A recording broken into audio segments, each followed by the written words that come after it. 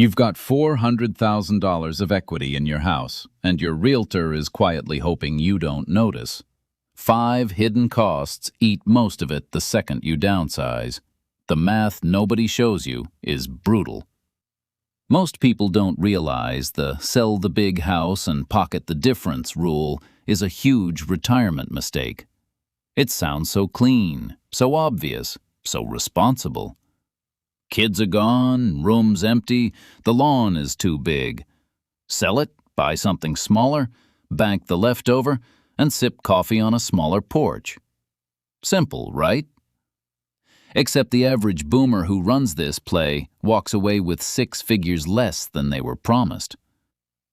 The person selling you the plan is the last person who benefits from you doing the math. Stay with me, because the rule everyone trusts is quietly broken. Let me explain where it comes from. Downsizing as gospel got baked into American retirement culture in the 1980s. Back then, times were different.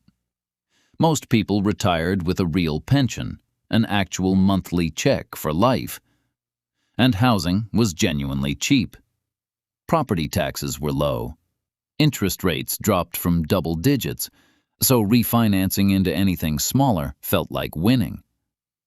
Selling the family house and moving to a smaller ranch actually freed up cash and lowered your bills. So the story stuck.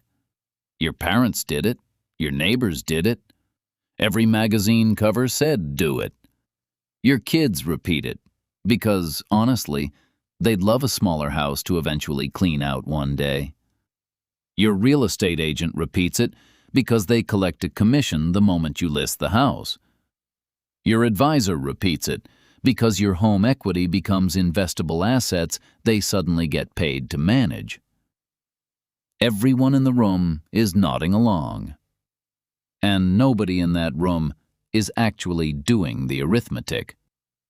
Because the world of 1985 is gone. Pensions are gone. Property taxes reset the moment you sell. Insurance is up triple digits in a decade. Interest rates aren't dropping into your lap anytime soon. Smaller homes cost almost as much per square foot as the bigger ones you thought you were leaving behind. That leftover cash has to survive 30 years of inflation, crashes, and a lifestyle that refuses to shrink. One number breaks the whole story wide open. Let me show you exactly what that number looks like. Here's the paradox that hits the second you actually list. Say your house sells for $600,000.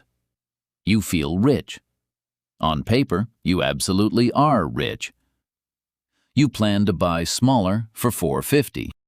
In your head, you're pocketing a clean $150,000 of free retirement money.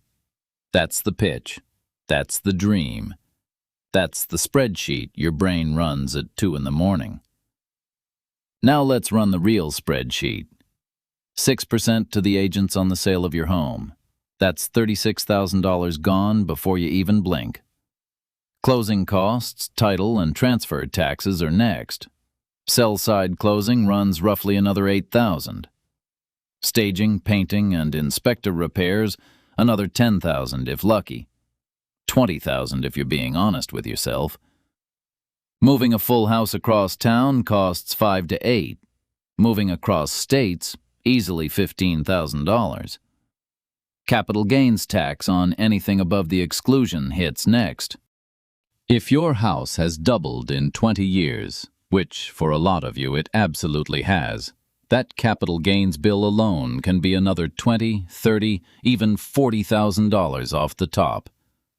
Then you buy the smaller place. Closing costs on the buy side alone, another $10,000 gone. Inspection, appraisal, loan origination, if any of it is financed. Then new furniture, because your old couch won't fit. Window treatments. A new fridge, because the opening is a different size. Little things, adding up fast. Suddenly, your $150,000 profit is closer to $70,000, sometimes $50,000, sometimes It's just gone. And that's before the real bleeding starts. Because now you live somewhere new, with new costs quietly waiting. Your old paid-off house wasn't quietly charging you these fees. Most people don't realize until the first statement. Welcome to the hidden cost of downsizing.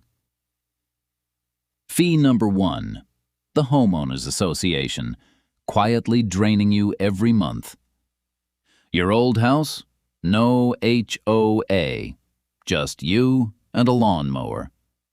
Your new condo? $400 to $900 monthly, every month, forever. And it climbs every year. $900 a month over 20 years. Do the math. You're looking at over $216,000 just in dues, not counting the annual increases. Fee number 2, the special assessment. This is the one nobody warns you about at the closing table. The roof on the building needs replacing. The elevator dies. The parking structure has to be resealed. The board sends a letter. You owe $12,000 in 90 days, or 18, or 25,000. There is no negotiation. There is no opting out. Your old house, you controlled that repair decision entirely. Your new one? 3 strangers you've never met control it for you, and they send you the bill. Fee number 3, property tax just reset. Your old house had an assessment frozen years ago, capped and protected. Your new place gets taxed at today's market value from day 1. Bigger house, $4,000. Smaller place, $7,000. Congratulations on downsizing. Fee number 4, insurance. Premiums in 55-plus zones, coastal, wildfire, and flood areas have exploded. Your old 20-year policy was grandfathered gentle. Your new one is priced at 2026 reality. Double, sometimes triple. Fee number 5, the mortgage you didn't plan on carrying. Downsizers roll a small balance because the numbers almost work. That small balance sits at a rate 2, 3, sometimes 4 points higher than the one you had before. And that mortgage interest deduction you used to take? Gone or reduced, because the standard deduction ate it. Now add what math class never taught you. Because here is where downsizing really gets you. The house shrinks. Your spending does not. Most people don't realize this, but retirement research shows a rock-solid pattern hiding in plain sight. People who downsize spend more, not less, in the 5 years after the move. Not less, more. Why? Because that mortgage payment, eating $1,000, $1,500, $2,000 a month, doesn't sit there being responsible. It goes somewhere. It goes to a cruise. It goes to a kitchen upgrade because builder-grade finishes are depressing. It goes to eating out 4 nights a week because the new kitchen is too small to cook Thanksgiving in. It goes to a car upgrade because the new garage finally fits something a little sportier than before. There's a name for this in behavioral finance: lifestyle inflation.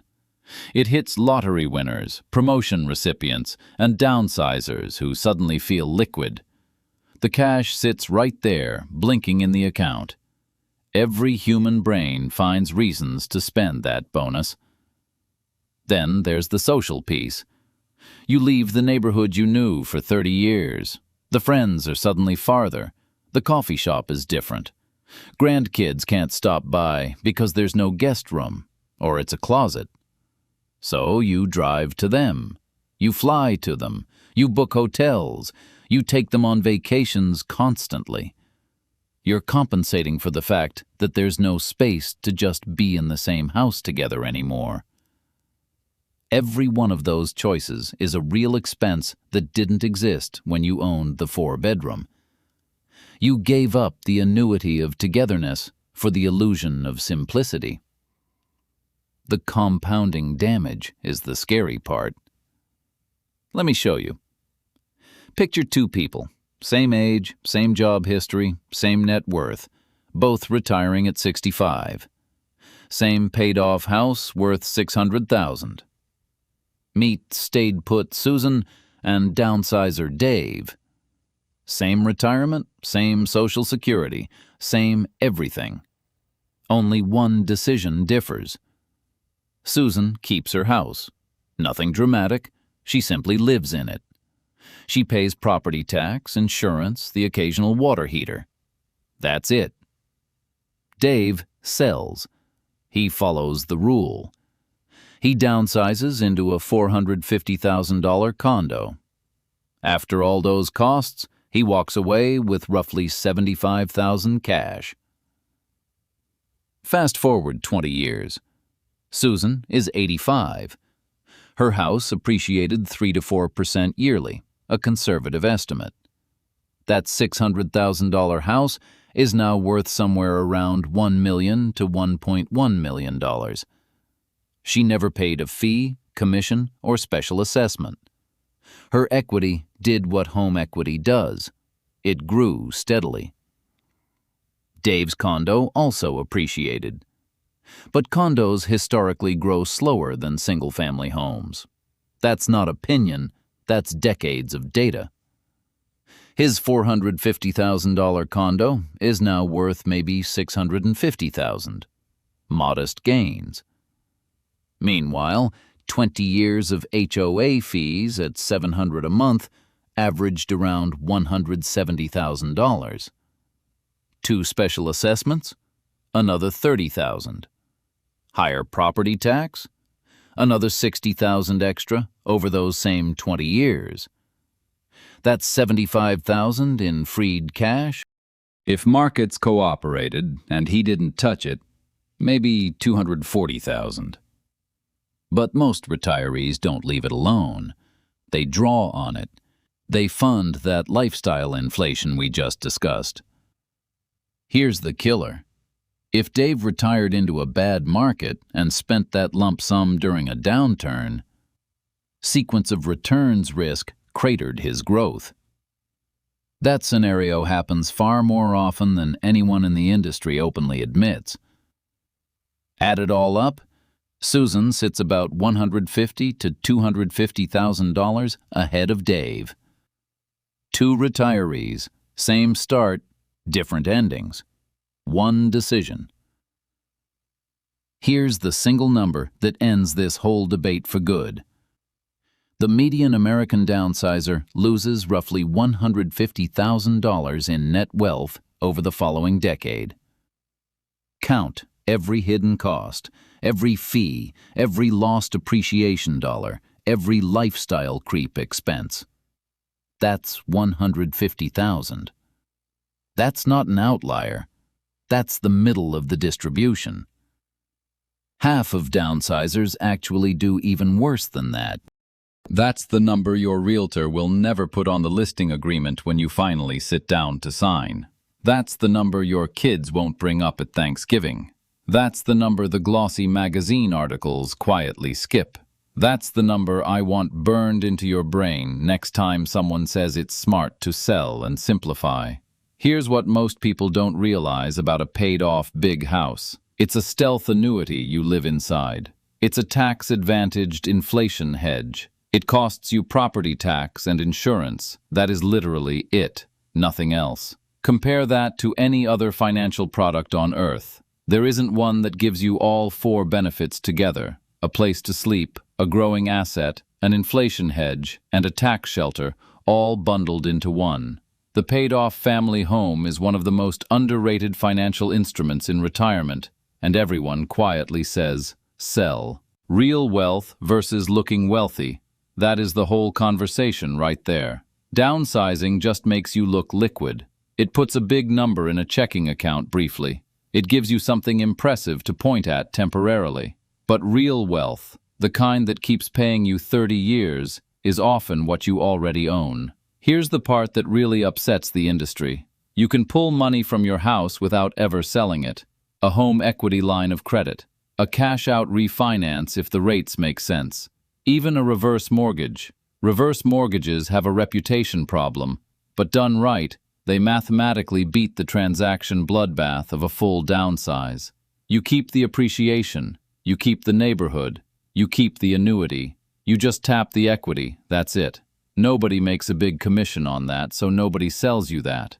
So what should you actually do instead? Here is the 5-question test.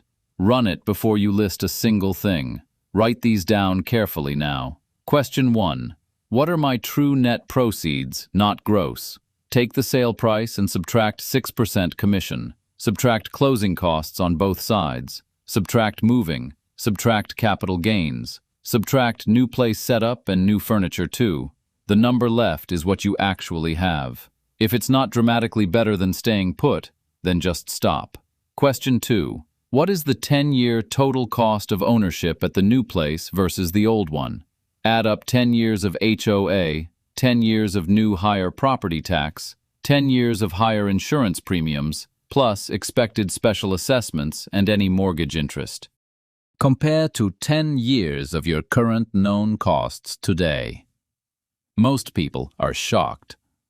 The new small place often costs more per year than the old big one. Question 3. What are you actually solving? Is it cash flow? Maintenance you physically can't do? Is it stairs? Is it distance from family? Different problems have different, cheaper solutions than uprooting your entire life to downsize. Cash flow can be fixed with a HELOC or renting a room. Maintenance can be fixed with a hired service. Stairs get fixed with a stair lift for a fraction of what a full house move actually costs. And family distance?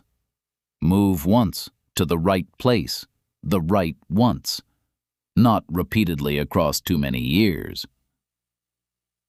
Question 4. Can you generate income from what you already own? An ADU, a rented room, a basement rental. A partial refinance to lower monthly cost. Often, the big house isn't the problem. It's the solution nobody mentioned. Question 5. Is your monthly cash flow actually negative, or does it just feel tight? Very different problems. Feelings get solved with a budget. Real negative cash flow, after everything, is the only true trigger to right-size. And right-sizing doesn't always mean sell. Sometimes it just means restructuring what you already have. Math should decide. If you honestly work those 5 questions and numbers still say sell, then sell, but with eyes open. You're doing it because the math says so, not because your brother-in-law said so at Christmas dinner. That is the difference between a smart money move and a comforting story you quietly tell yourself. One related trap sinks even smart downsizers, and it's why I'm doing a whole next video on it. Even if you nail the housing decision, another piece of retirement math is just as broken and quietly wrong. The 4% rule says you can safely withdraw 4% of your portfolio yearly and never run out. You've heard it 1,000 times. It's on every retirement calculator. It's in every advisor's PowerPoint slide. But in 2026, with higher inflation, longer lifespans, and sequence of returns risk, that rule is showing cracks. Add healthcare costs that would make a 1994 retiree faint, the 4% rule quietly damages trusting retirees. Here's how it ties in. You downsized, freed $75,000 in cash, then applied the 4% withdrawal rule. To a portfolio supposed to last 30 years, you're stacking 2 flawed assumptions on top of each other. The house math failed on the front end, The withdrawal math is about to fail on the back end. That's the archetype I want to walk through. The house-rich, cash-poor retiree who ran short at 78. Because here's the thing about retirement in 2026. The rules were written for a world that vanished. Pensions are extinct. Interest rates are volatile. Housing behaves differently. Healthcare eats a bigger slice. Lifespans are longer. And the average person tries to run 2026 retirement on 1985 advice and quietly falls behind. That's why I'm building this series. You deserve to understand how the money actually works, not decades-old assumptions. You deserve to run the real numbers, the ones with every hidden fee and every quiet trap fully counted. You deserve to decide because it's right for you, not because someone with a commission smiled and nodded. Before you go, one small ask. If this changed how you think about downsizing, even slightly, hit subscribe. I'm Andy. This is Andy Explains Money, and every week I break down retirement math that nobody else shows. Next video, we tear apart the 4% rule, and I show the number that actually works today. If you want smarter money moves,